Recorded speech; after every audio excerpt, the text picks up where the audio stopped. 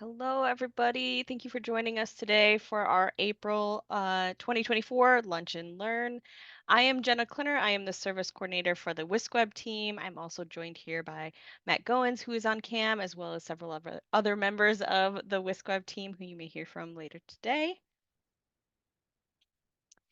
Here is the agenda for this session today. We're going to first run through a few updates and reminders for you. Then we'll talk about the website slowness that we experienced way back on March 28th a little bit. I'll give a brief recap of the most recent UW theme release, and then we'll cap it off with some demos from Matt. All right, so first up is our updates and reminders. I wanted to note that first here is that we're doing some research into displaying math equations on a website.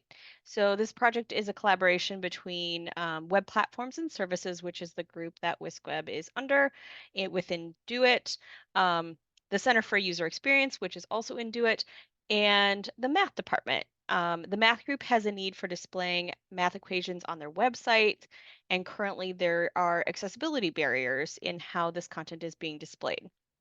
As well as how it is articulated via screen readers. We'd like to understand the campus landscape a little bit better. In other words, like the needs, use cases, and priorities for displaying math equations or other equations on the web. We want to explore that a little bit before we solutionize too much, just to make sure that anything that we kind of get behind is going to meet broad needs. So that involves gathering insight from all of you. If you happen to need or have a need for displaying math equations on your website, or know anyone that does, please reach out and let us know. You can email me directly for this, or you can reach out via our customer support form. Matt, if you have the means, could you please drop the customer support form link in the chat? Um, but I would say, like, even if it's not on your Whisk website, even if it's in another website that's hosted elsewhere or another web page, I think those are all interesting use cases for us. So please feel free to reach out with those. Second, we are working on improving the form submission experience for you and for your users. You may have noticed in the past that form submissions sometimes result in an error message. If you reached out to us about it, we likely noted that there are certain elements of the submission that were maybe flagged by something called mod security. Mod security is one of our layers of security, and it's super helpful in preventing attacks. Um, However, it can be a little bit sensitive. It's not uncommon for it to flag legitimate form submissions, for example. We want to make sure that your users aren't encountering this barrier. So we're working on sort of a two-part solution. The first piece is that we've implemented a setting on all forms that helps prevent bot activity. And I'm not going to go into too much detail as these sessions are recorded and publicly available. But I will kind of touch on the second piece, which is related to changing some mod security settings. So that will be coming soon. And when combined, we hope that those changes help improve that experience for you all and your users. Third, we're going to be pushing out some updates that will require you to re-accept our sensitive and restricted data notice in Gravity Forms. You'll see it when you click on the Forms link in your dashboard. This is not there yet, but it will be coming soon if you're using Gravity Forms. If you are not using Gravity Forms, you won't have a Forms link in your dashboard, so you will be unaffected. For those of you that are using it, though, what you'll see is a little announcement that kind of runs through the policy that we don't support sensitive restricted data within WiscWeb, and we ask that you do not prompt for that information within Gravity Forms, and then you have to accept the notice to be able to resume editing within Gravity Forms. As soon as you accept that, you'll be routed back to the main Forms page. And finally, this is both an update and a reminder. If you haven't had the opportunity to watch or attend our last few Lunch and Learn sessions, we have been kind of regularly providing updates on a major project that we are working on. You might hear us refer to this as either the block editor or the Gutenberg theme. It's a collaborative effort with university marketing to build a new version of the UW theme using the block editor for WordPress. This can be a little bit confusing, so I just wanted to reiterate a couple points here, um, and reiterate a couple resources that are available. So first, you can view past Lunch and Learn sessions or recordings by going to our YouTube channel. We have a little channel. You could see all those fun videos. So if you want to watch those back or revisit, events from December, February, and March all touched on Gutenberg, for example. Those provide a little bit more background on the project and how this will impact you. So I encourage you to review those if you have questions. We've also been sharing a link to an article of resources on our website. This is where you might go if you're just generally interested in seeing what the block editor looks like and how it functions. Matt, that is an article, a recent article, if you want to grab that URL as well. Um, the current status is we're still doing a lot of research and discovery. This is a huge project and it requires a good deal of troubleshooting, testing, and research. And we are doing some building, but it's more so just to gain a greater clarity around how everything works. So we're still in that stage of really understanding like what is and is not possible in Gutenberg. There's a lot of decisions that still need to be made.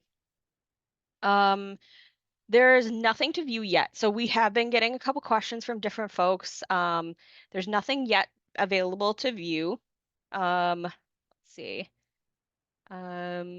Likely won't be for quite some time. I think we're going to be building in the back end, but you might get some questions periodically. Uh, as soon as there is something to view, we'll definitely be demoing it in a lunch and learn session, and we may ask questions here of the audience to get a better insight into user needs, things like that. We promise that we will provide updates here when we have them. This is definitely the group that we would promote those in. We also have a new channel in the WP users team space.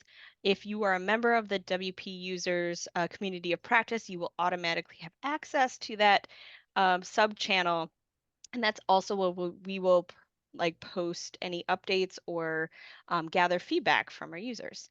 Um, so that said, we are very open to questions about this. And we understand that you may have some because this is a confusing topic. So, we will do our best to answer them, and you can feel free to throw any in the chat, um, or unmute if you'd like to ask about the block editor, Gutenberg. I will also say we will get to a point where we will want to do some user acceptance testing of some of the things that we're going to try to be doing. So we will reach out to Yes. a small number of our existing WiscWeb users just to try and get a feel for um, mostly how you're going to be able to adapt to the change because it is going to be a change. So we want to make sure that we as a team can address all the things that you might need, and then quite frankly, personally, I need to know what types of things I'm going to need to focus on for training, for change management, and things of that nature to help all of you through this process with as little stress and worry as possible, because it is going to be a big change when we get to that point. But I want to make sure that we try and manage that as best as we can for you all.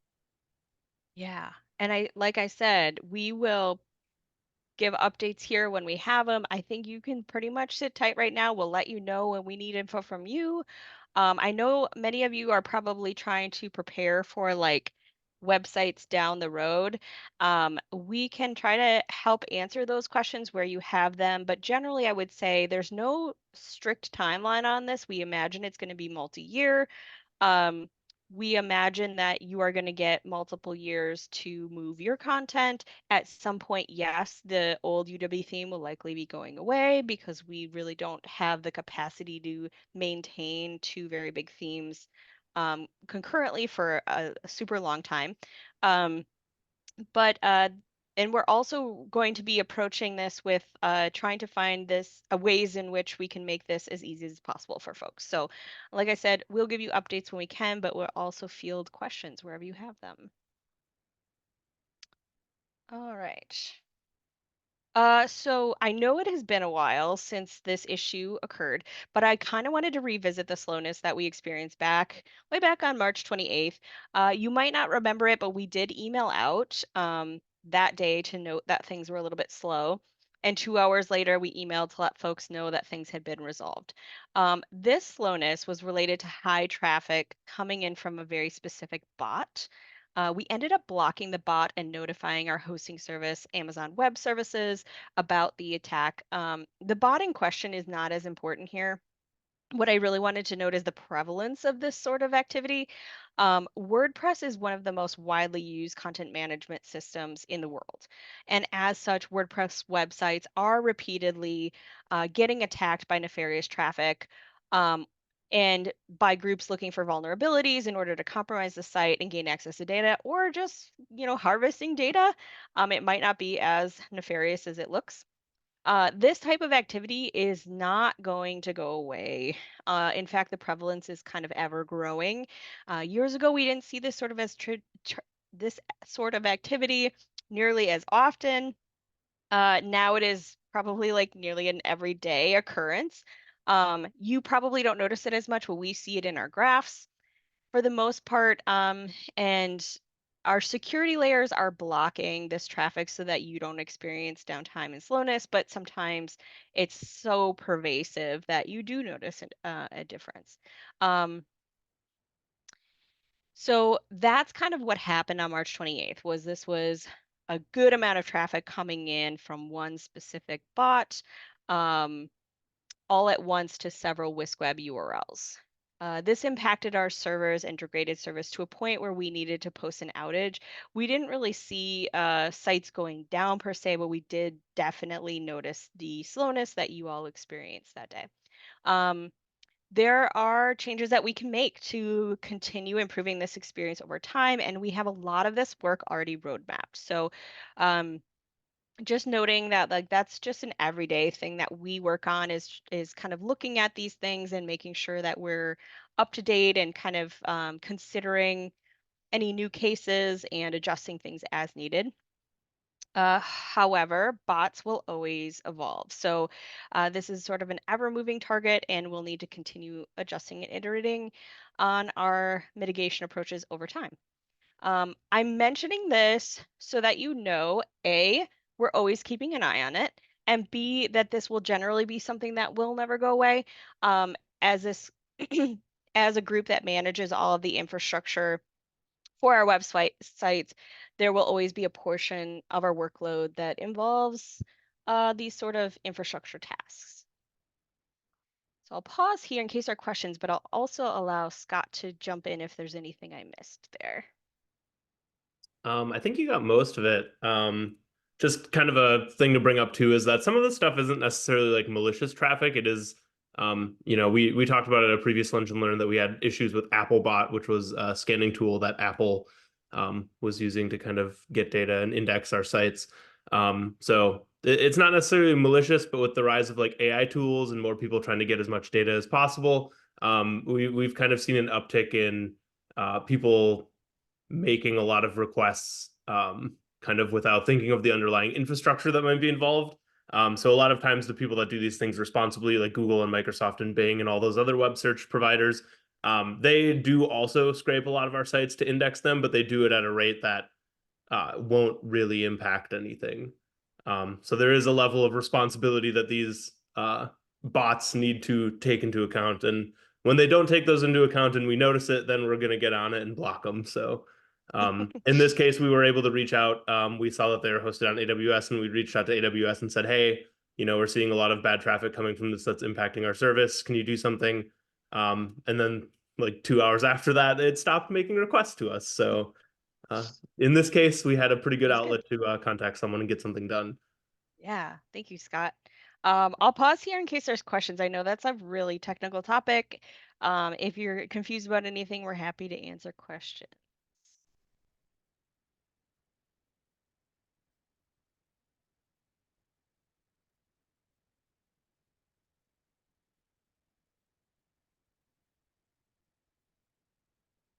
I'm not seeing anything come through, but if you do think of a question, feel free to post it and we can always circle back.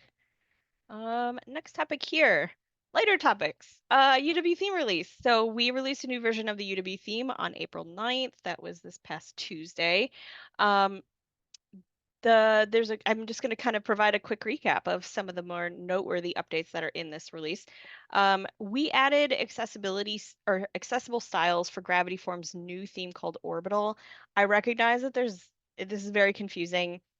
When we're talking about themes, we're typically talking about the UW theme, which is sort of like the template that we have for our sites.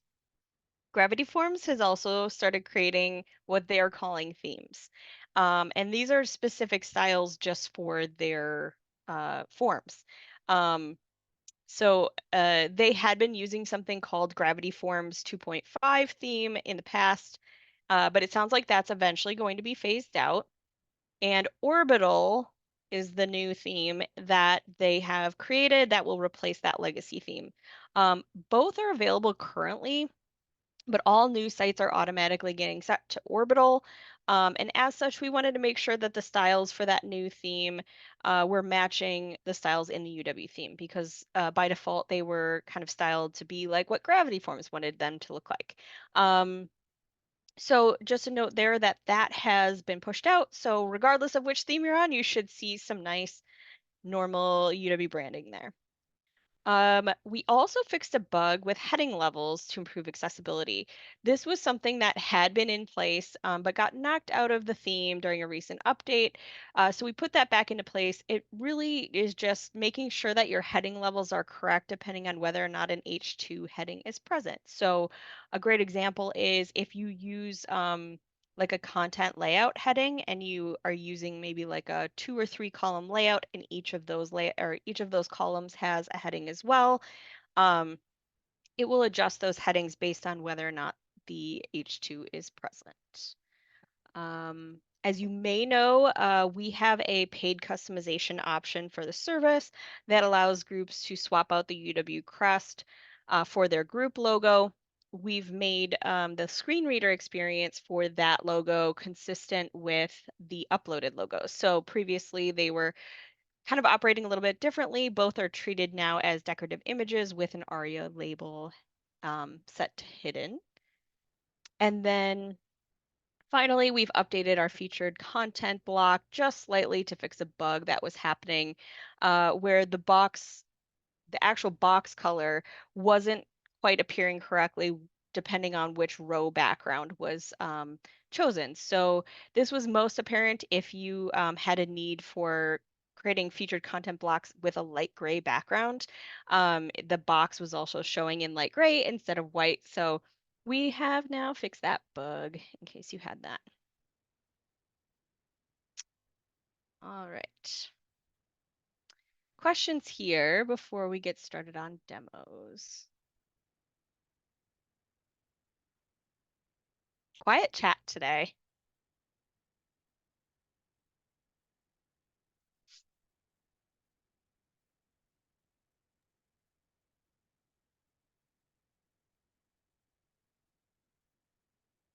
Okay. I'm not seeing anything stream in, so I think Matt, I'm going to stop screen sharing and you can do some demos. Alrighty. I'll share my screen. Around. Open up some chats in case people have some questions. Okay, so I had a few demos that I was going to show. The first one is sort of demo, sort of strongly worded reminder. Those of you who are using Google Analytics and are the admins of your Google Analytics accounts or via your service accounts, if that's what you use to set things up, you may have gotten this email last week that was letting you know that, where does it say it? There we go, right at the top. I was looking further down. July 1st, 2024, so July 1st of this year, they are going to remove the old Universal Analytics accounts or properties. That's what they're called. within your Google. So if you have not yet made the transition to Google Analytics 4, you're a year and a half late. Please chat with me about it. If you have, you've probably still been seeing a lot of concerning messages about you haven't finished finalizing the setup process, things of that nature. Again, reach out to me. Let's chat if you want a little more confidence in that. But the bigger concern, I suppose the bigger concern is the fact that once July 1st hits, that old universal analytics data is going to go away. And I talked about this at last month's Lunch and Learn because we hadn't yet been given a very specific hard end date. They've just alluded to the fact that they were going to stop using those properties, or they were going to remove that data. This email was the confirmation that July 1st, 2024, that data is going to be gone. If you haven't archived that information, you will not have access to that information.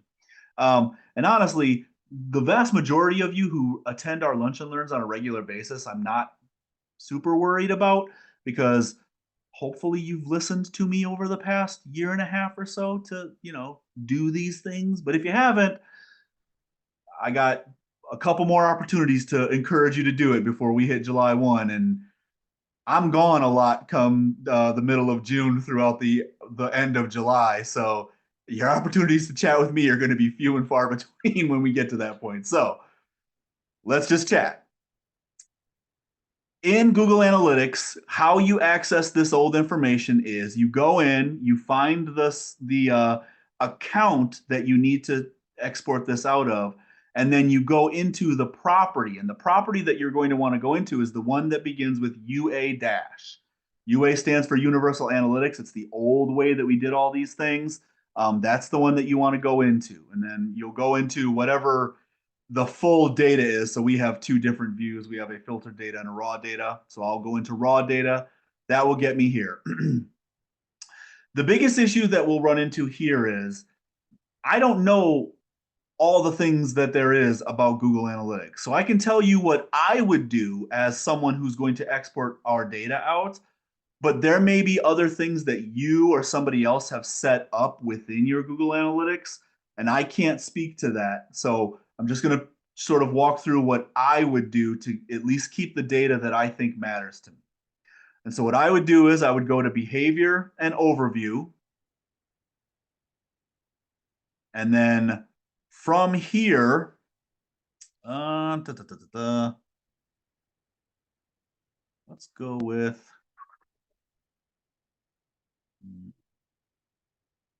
title. No. Oh, sorry. I'm in the right spot. My apologies. There would be data here.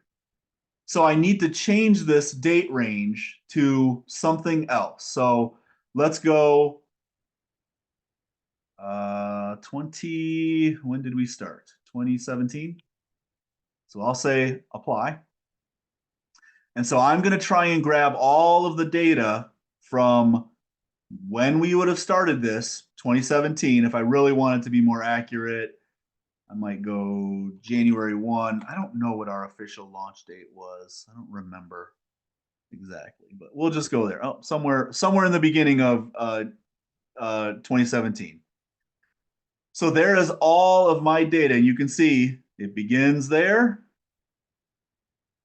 and it ends around here when I fully removed the universal analytics from our record keeping. And so now what I want to do is I'm going to export it. And I have several options. My recommendation is either Google Sheets or Excel, because that way you can manipulate the data however you see fit.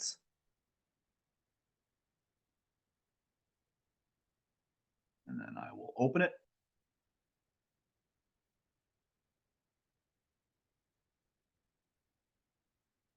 Here is that data.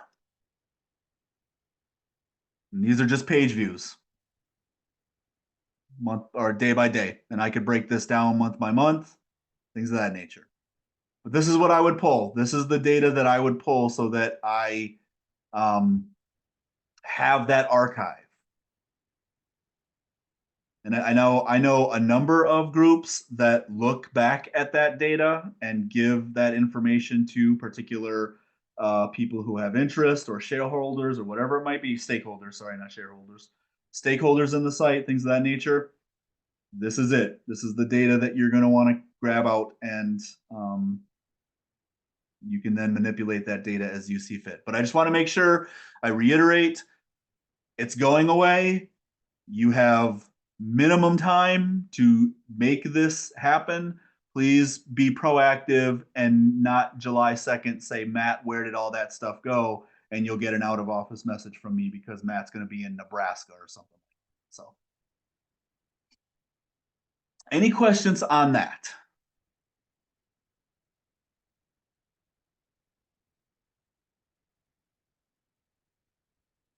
And again, we've been beating this drum for a while now to get away from universal analytics.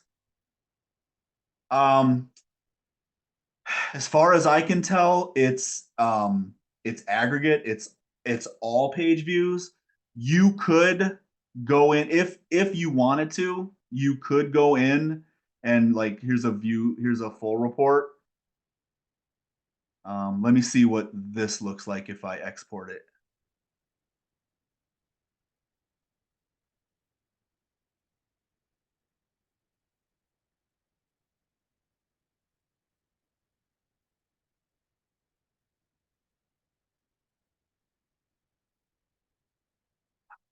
Why did it only give me the 10? I viewed the full report. Oh, that's why. Because I am a smart man.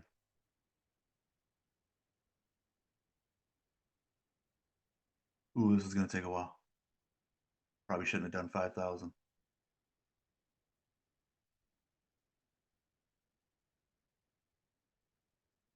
There we go. All right. Let's do something different than 5,000 because I feel like that Excel file is going to be massive. So let's go 500.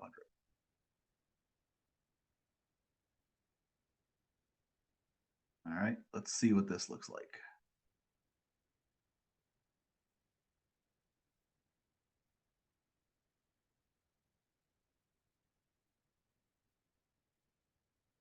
Yeah, so looks like you can do it that way. You just have to expand your range down at the bottom, which I didn't think about as I was doing this. So you'd have to go into the full page detail to do this. So yeah, so I went. So this you can kind of see the path is behavior to site contents to all pages, and then manipulate this as you see fit, and then yeah, do the export. Good question, because I would not have gotten to that had you not asked that, Chris. So thank you. Any other questions?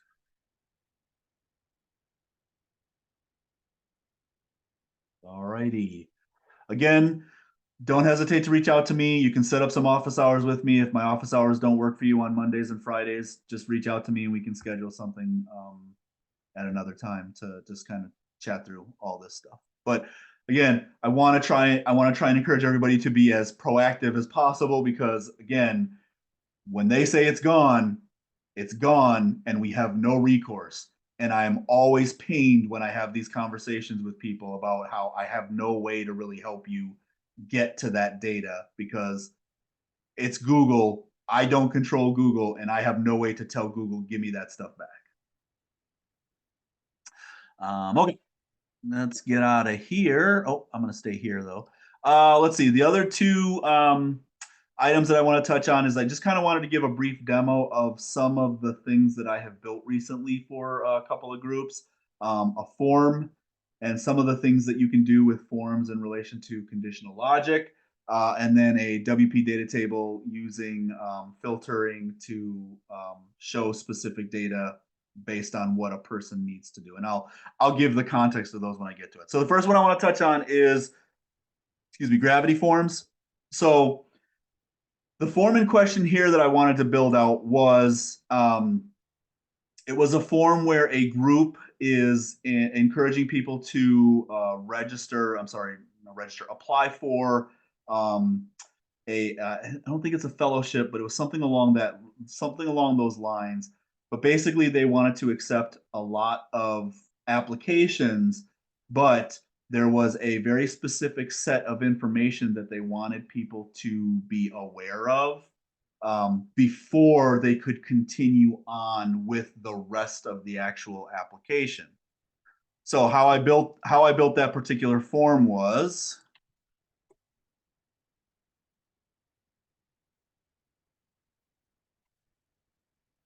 let's call it that. So the first thing we did at the very top was I put in an HTML element, and again, you could put this type of information at the top of a page, like literally as part of a text block before the form even appears. I did it in an HTML block because I'm me and I'll do things difficult, but um, you know. Uh,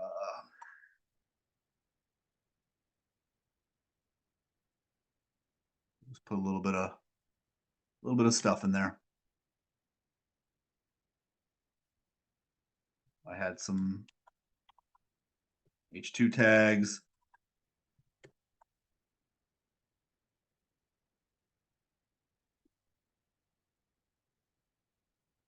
Things of that nature. So that information would appear here. And then I added in the advanced fields, there is this consent option here. It's just a checkbox. I could have created my own checkbox and had people sign it. I just used the consent one just because it's pre-built. And so then for this one, we called it acknowledgement. And then I have read and understand. Hi, Scott. I should really put myself into do not disturb. There we go. I have read and understand the above information that you wanted me to read. Okay. Where'd that go? There's okay. So that's how I started it. The block of text, the consent checkbox. And again, this block of text could just go above in a normal text block before a person begins with the form itself. So now I have these two things.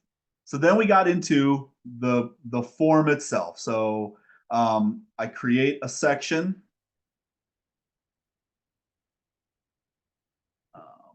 We'll call this application. And then from there, we just added in several fields. So name, email, ask some questions.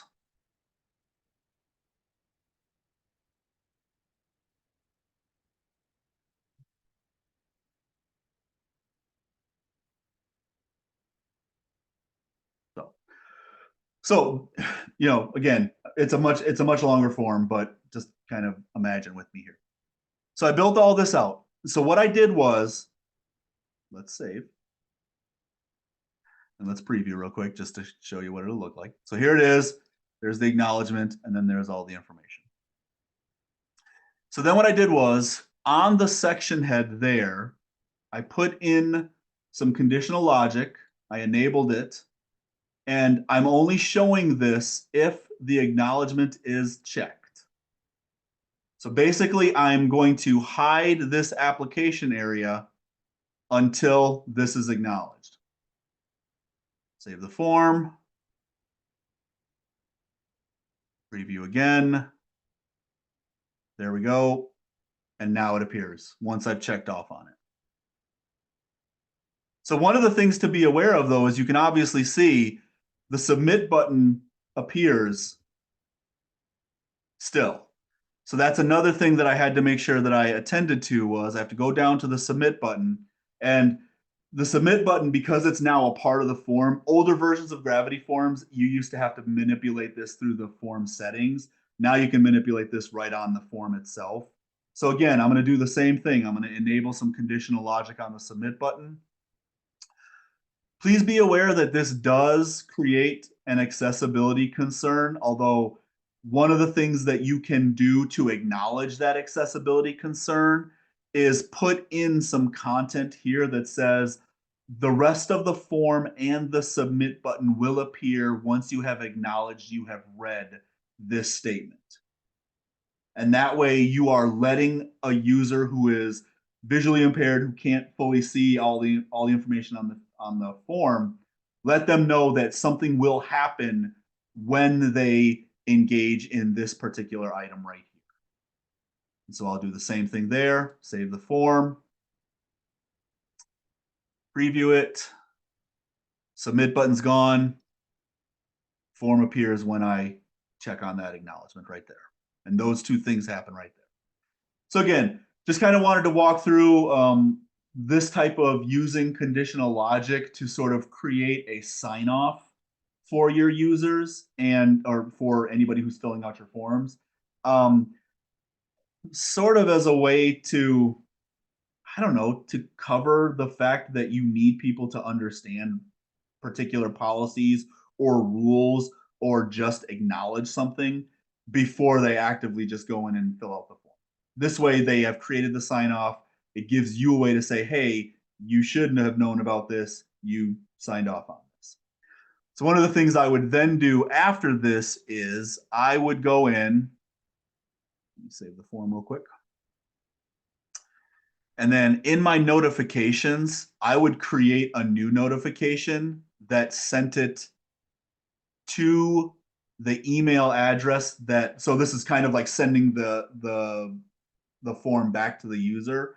And then from there, I would go down and I would basically say, I would put some of that policy information back in there to just say, you have acknowledged that the information that you have submitted is accurate and you are aware of the policies that we have notified you about, or something of that nature. I'm not a lawyer. I can't give you the legal aspect of this. But anyways, that's kind of what I would do to kind of cover myself with those types of forms where I really need you to read this information. I need you to acknowledge it and sign off on it, and be aware of it, kind of. So that's that form. Any questions on building that form out?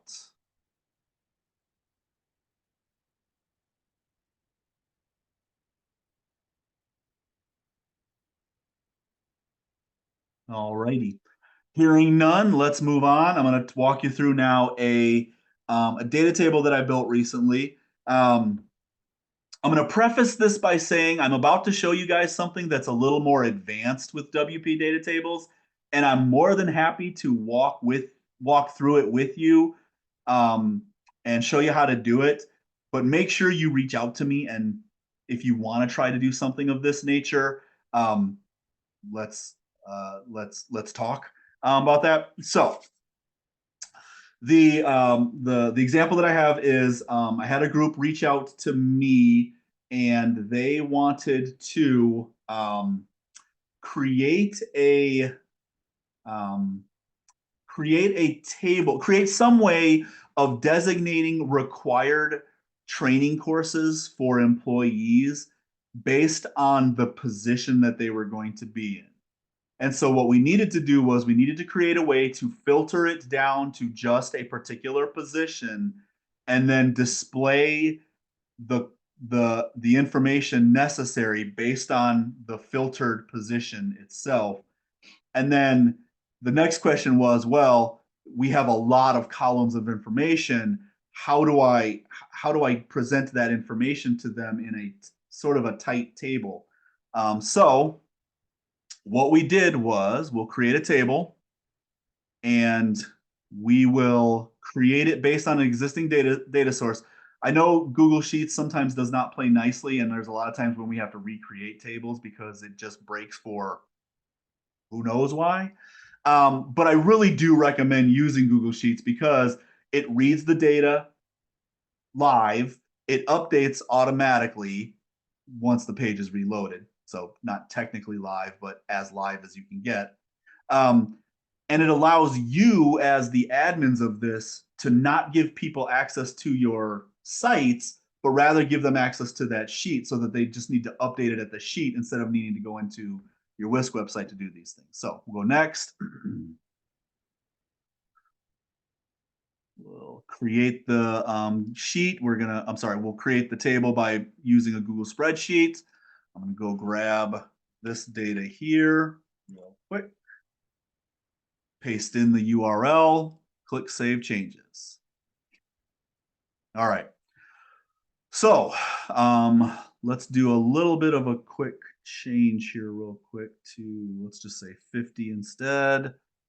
Save those changes. Spread sheet example LNL. Okay. Let's see. Limit to page. I won't wrap words to new lines, but let's limit to page width. Okay. So a number of things here. First things first, what you can see is when it pulled in that data here, for whatever, and I shouldn't say for whatever, it's obvious reasons, but it's assuming that this is a number and I don't need it to be a number. Like I don't need it to be 4,640. I just need it to be 4,640. So one of the things that I'll need to do right away is just change this, and I'll just change it to string.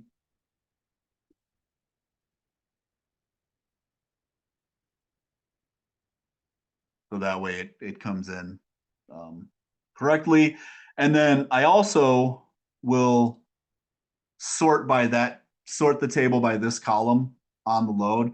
So that way it's already doing it, but because I have this, I think I have this set to do that. But I'm going to do it in the WP data table. So I'll click Save Changes there. Okay. So we have here the unit name, all that stuff. Let me save this table. It'll look like it won't look the best here. So what I want to do now is I want to do sorting and filtering. I want to allow the filters, but I'm going to show the filters above the table. And I also want to do a clear filters form. And so now what you'll see is all of the filters of these various items appear up here. And so the first thing I want to do is I want to get rid of the things that I don't want to filter based on. So in this case, I'm going to click on the column list icon or button right there. And this icon right here is the show hide filters for it. And so now I'm going to go through and I'm just going to tick off the ones that I am not going to want to filter. So unit and unit name title. Again, I could name these. Let's go position here, and then I'll leave unit as is. Click save. And so now what I can do is, and you'll see, I'll get to this in a second, but I can. So this is not good because it's reading it as a number. I'm going to click this thing 2,000 times while you all watch. That'll be fun. That'll fill some time. Anyways, so 2050, I filtered it on that. Here are all the positions of 2050 for that one. So honestly, what I would do instead is for unit, if I click on the gear icon, and if I go to filtering, instead of number, I would do a select box. And I would click Save Changes. And so now what I could do is I could just do a drop down there. I'll do the same for position. Filtering, whoops, filter type, select box. And so then click Save Changes. Trying to remember all the things that I want to make sure I touch on. All right. So it's loading. You'll see that it did load, but the first thing that I want you to notice is, not really the first thing, the thing that I want you to notice is there's like lifeguard right here. except lifeguard doesn't show up in this drop-down list here. And so this bugged me for about 15 to 20 minutes because I couldn't figure out why. Why was it not loading everything? So then I went back into the position. And then, oh, now I got to find it. Data. There we go. Number of possible values to load. I needed to change that from the data dropdown to be all because I needed it to show the whole list, not just a particular set of the list. So then once I got that set, it drove me nuts for a while. I was so confused because I kept going back here. I kept recreating the cells. It was bugging me, but it was something very simplistic like that. All right. So this is the simplistic way of doing this. You know, I can filter by the unit or I can filter by the particular position itself. And there you can see here are the various options that exist based on that. So this is the one that I'm going to touch on immediately, but you could do this for any number. And I will say, I learned how to do this. I don't think Carolyn Wolf set this up, but she's the one who I went to learn how to do this. But there's a setting that you can do to allow for this particular option to exist. And I'll walk through that in a second once I show you this part. But I don't want all of these things to appear. I simply want the unit and the position to appear, and then the other things could be additional information that a user could see. So there is a way for you to change the width values of your tables based on desktop versus tablet views. Essentially, it's mobile views versus desktop views. I'll come around to that, where that setting is in a little bit. But the other thing to be aware of is there are these show hide on tablet and show hide on mobile. And by changing those settings values, it also changes the display on the table as well when I expanded those. So now what I can do is I can uncheck a number of these.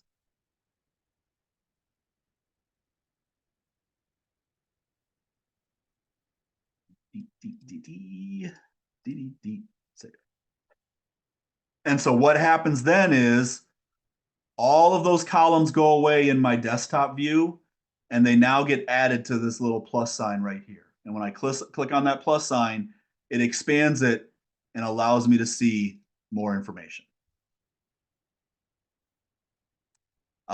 This is something that I did. I think I showed this back in the day when I demoed how I built this public meeting notice string of things to get the public meeting notices for SecFac to come around. But we did a similar thing there where like there's a lot of information for these open meeting notices that is hidden until you expand it there. So it is a nice way to add in some of this information there. Okay, so I'm going to save that real quick. I don't really need to demo what this looks like on page because it's literally this right here. And then I've already showed you all the way that the filters work for that purpose. But anyways, in the settings area, these are what I've set it to for tablet width and mobile width. I expanded them quite a bit so that they would be greater than your standard viewport, essentially, that would then create this need for this particular value here. So you can kind of see what those are there. 2920 for tablet, 3080 for mobile. The other thing that I'll say about this is interesting. I really liked learning how to do this, and I like some of the ways that I have implemented it because it does help with tightening up a table and not overwhelming people with too much information until they really need it. But one of the things that I say often whenever I'm training new folks or whenever I'm doing things with the knowledge base is there are a lot of tools that exist. Don't go out of your way to try to find a reason to do this. Let the content dictate whether or not this is necessary. Because if all you have are 3 columns and they fit nicely in a table, there's no reason to do this. None at all. Don't go out of your way to create complications when a complication doesn't exist. This kind of complication, it benefits your users.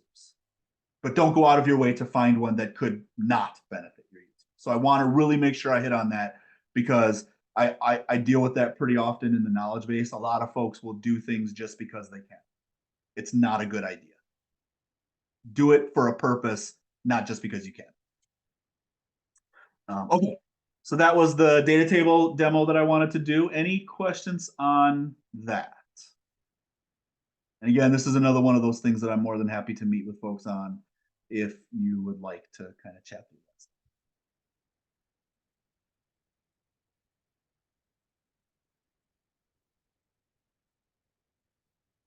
Nailed it.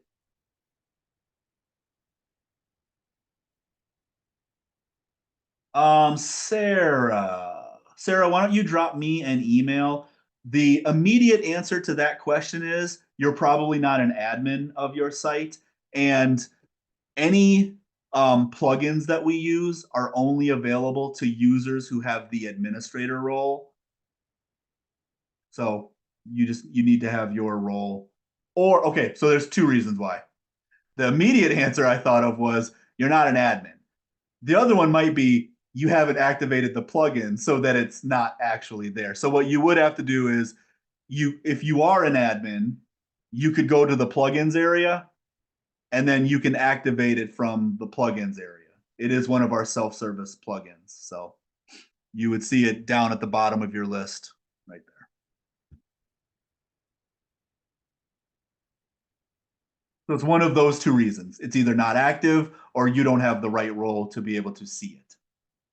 And if you don't see the plugins, you're not an admin. So that answers that question.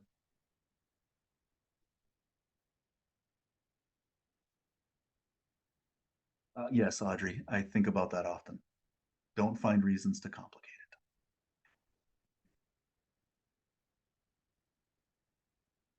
I have a teenage son who I'm trying to embed that same philosophy into. Okay, those are the things that I wanted to touch on. I shall stop sharing. Again, as always, if you folks have any questions or any, you want to reach out, Jenna put the office hours and the link in there, and then most of you, if not all of you, should know how to reach out to me. So don't hesitate to if you need to. Yeah, I'm gonna note one more thing here quickly before we wrap for the day. As you were showing stuff, I realized we haven't given an update on this in a while. Something that came out of an activity we did last summer with you all was um, kind of understanding what kinds of things you'd like to see us add to the service in fiscal year 24. And one of them was like more accessibility info. So just noting like we've been steadily adding accessibility notes and barriers to our knowledge base documents. A great example is our embedded YouTube doc. I'll throw that in the chat there. How you'll see this shown is, and I can share my screen in a second. But if there has been like an evaluation performed by the Center for User Experience, and there's barriers found, we are trying to be consistent about how we're documenting those. So let's see. Can you see my screen, Matt? Yes. Cool. So those would likely be in like a little bulleted list at the top. It's denoted as accessibility and usability barriers. It will jump you down to the related content. In some cases, there's more just like recommendations for if you're going to use this tool, maybe provide alternative formats, or it might be like if you're using this particular function, just please note that it's not super accessible. So if you are using, these are particularly apparent within like our embed options here within our KB. So like a lot of these tools we've already kind of vetted. Um, so like this is the ArcGIS tool. We have info on that as well. where appropriate, we're also linking out to the Center for UX has their own knowledge base space. So we might just link directly to their doc too if they have a lot of content. In some cases, it's kind of specific to our setup, like the YouTube embed is a WiscWeb thing. So it doesn't necessarily make sense for them to host that doc. But just noting that it's there, and we'll continue to add that info wherever we find barriers, and we'll continue also requesting evals as we're able. Giving their team a little bit of a break here. We did do a couple recently, but we will send those in periodically. Happy to answer questions on that as well. I'll stop sharing so I can see you. I think that's everything from my end. Got anything else, Matt? No, no. It's finally spring. Yay. The daffodils are popping. You know what I just found out? So random, and you can eat hostas. Did anyone else know that? Just Will found that not. out. I like to forage, so I was like Nope. shocked to hear this. But yeah, you can, when they start to pop up and they're like curled little leaves, apparently you can cut those off and saute them if you want. I've got Everyone's like so gross out. really Sorry. Yeah. no. That's Hostas. I I mean know. You can eat the whole plant apparently. Does it taste good? I don't know. here. I've never tried it yet. But There's my wife currently has her little her plants, little veggie garden seedlings. popping back there. Yeah. So Logan asked, like, what do they taste like? I don't actually know yet, but I am gonna try it. So maybe next time I can give an update. Um, I will say a lot of That things there's like edible stuff, but it doesn't taste great. Like it's definitely bitter. But then there's some things that it's like this is actually great. Like wood sorrel is was delightful. Logan's response was my response. You can certainly try it once. Hey, keep in mind, everything that we eat in the produce section was at one time probably like some form of something that was just out in the wild. So it's not Yep. that weird, right? Maybe it Yep. is. I don't know. We're derailing at this point. Somebody back in history was walking along and thought, "Let me try that." Yeah, And lo and behold, someone ate a we have hosta. cabbage. we I'm could gonna eat a hosta. we could probably stop the recording there so folks don't think we're Yes. crazy. Yeah. Thank you, everybody. Thank you.